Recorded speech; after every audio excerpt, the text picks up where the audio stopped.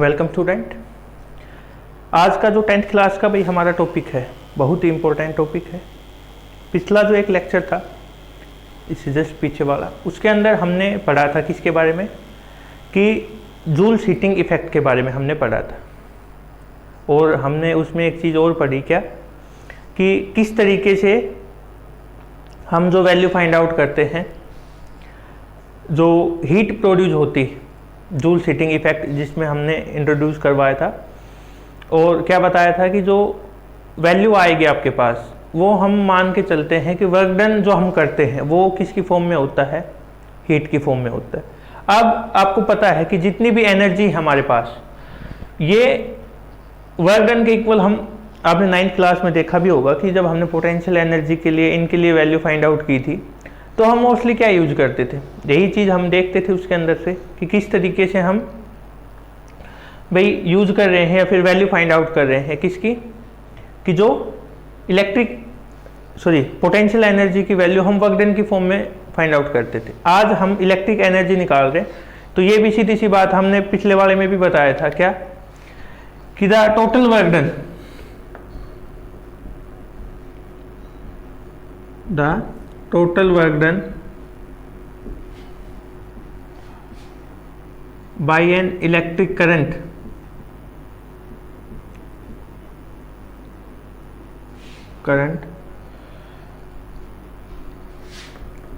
is called electric energy। भाई वैसे तो यदि हम सीधा देखें ना तो इसका हमें फॉर्मूला यूज करना है, लेकिन हम ऐसा नहीं करेंगे। सीधा डायरेक्ट फॉर्मूला यूज करने से क्या है कि आपको पता नहीं चलेगा, फिर आप कहोगे कि सर ये आया कहाँ से। बिल्कुल आसान तरीके से यदि हम देखें इसको तो हम उसकी वैल्यू आराम से फाइंड आउट कर सकते हैं कि भाई कैसे हमने ये प्रूव किया है, ये फॉर्मूला आया कहाँ से। कहने का मतलब ये, अब इसका प्रूफ इंपॉर्टेंट है। क्यों इंपॉर्टेंट? अब नहीं तो आगे पढ़ोगे भाई, सीधी सी बात है। कोई चीज़ अभी हमें यदि सीखने को मिल जाए तो अच्छी बात है, वरना ये हो कल के ऊपर नहीं छोड़ना चाहिए, हमें पता है। देखिए इसके अंदर क्या, वी नो दैट करंट किसके इक्वल होता है भाई हमारे पास, चार्ज अपॉन, और इसमें क्या है कि आपको लगभग पूरे चैप्टर के जो फॉर्मूले वो आपके सामने आ जाएंगे। इसका मतलब क्या हुआ भाई, I is equal to Q by T, और क्यू किसके इक्वल आ गया हमारे पास, आई टी के। ये हमारे पास पहली इक्वेशन आ गई। ठीक है, अब मैं बात करूं क्या कि पोटेंशियल, कि we know that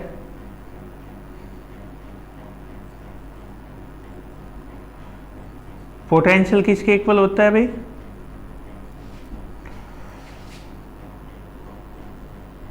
work done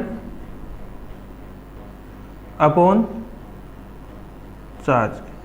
किसके इक्वल होगा, वर्क डन अपॉन चार्ज के।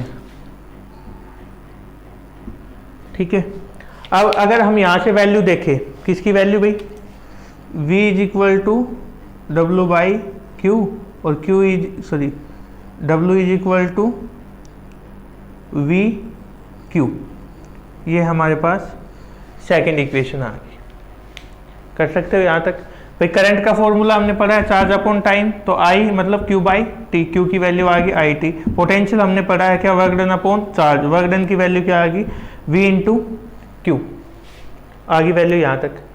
अब हम देखें using equation first and second, work done की वैल्यू क्या आ गई भाई हमारे पास, potential into I by T. इसके इक्वल आ गई वर्क डन की वैल्यू हमारे पास भाई आई इंटू टी। ठीक है, अब हमें एक बात पता है क्या, यदि हम देखें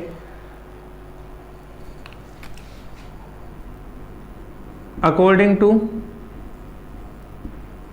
ओम्स लॉ, V किसके इक्वल होता है भाई, आई आर के इक्वल। किसके इक्वल होगा? V। ये हमारे पास इक्वेशन 4, ये क्या आ गई? 5th। Using equation 5th in equation 4। तो वर्क डन की वैल्यू यदि हम देखें, आई आर वी की जगह एक आई पहले ही है, तो आई स्क्वायर आर और टी, किसकी वैल्यू आ गई भाई हमारे पास? किसकी वैल्यू है ये वर्क डन की वैल्यू। ठीक है, अब वर्क डन की वैल्यू आ गई हमारे पास एक तो ये। अब यदि हम इसको चेंज करें भाई, या फिर इसके बारे में हम लिखें क्या? This work done is measure for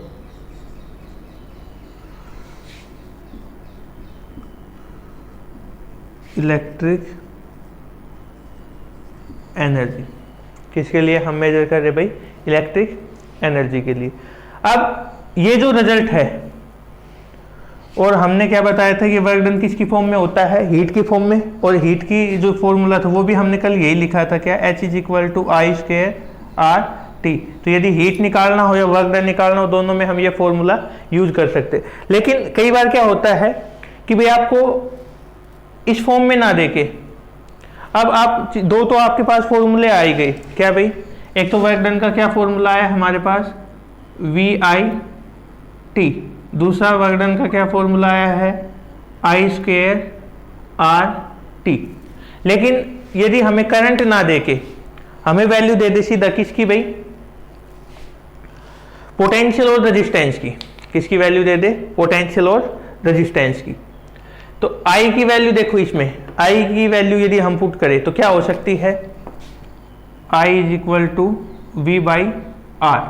क्या लिख सकते हैं हम? I की जगह पे V बाई आर पुट करो तो W is equal to V into I by, sorry I की जगह क्या लिख सकते हैं? V by R into time. तो वर्क डन का फॉर्मूला क्या हो गया भाई हमारे पास? V square by R upon T. ये हमारे पास किसका फॉर्मूला हो गया? यहाँ पे वर्क डन का फॉर्मूला हो गया। ठीक है, अब इन तीनों में से हम किसी भी फॉर्मूले का यूज कर सकते हैं। कौन से तीनों में से भाई? ये फर्स्ट, ये सेकंड और ये थर्ड। जो भी आपको वैल्यू गिवन हो उसका यूज करके हम रिजल्ट फाइंड आउट कर सकते हैं। इसमें कोई टेंशन वाली बात नहीं, बिल्कुल आराम से आप करोगे, हो जाएगा। लेकिन ये जो टॉपिक है, ये मैंने आपको पहले भी बताया था कि इसके ऊपर न्यूमेरिकल बहुत अच्छे तरीके से पूछ लेता है वो, और आपको आने भी चाहिए।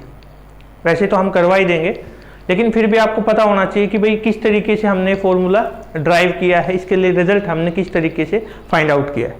ठीक है, तो ये था हमारा आज का लेक्चर, जिसके अंदर हमने इलेक्ट्रिक एनर्जी के बारे में पढ़ा। Thank you. और दूसरी बात भाई कि हम ये ना करें कि जो टॉपिक है उसको छोड़ दे आगे के लिए, फिर बाद में देख लेंगे। देखा कभी किसी ने नहीं है, और इसमें आप यदि रहोगे तो और ज़्यादा आपको परेशानी आने वाली है। ठीक है, तो अपना डेली का काम डेली करते रहे। नोट्स साथ साथ ज़रूर बनाएं, खुद के लिखे हुए से अच्छा कुछ भी नहीं हो सकता भाई, ये मान के चलो। ठीक है, थैंक यू।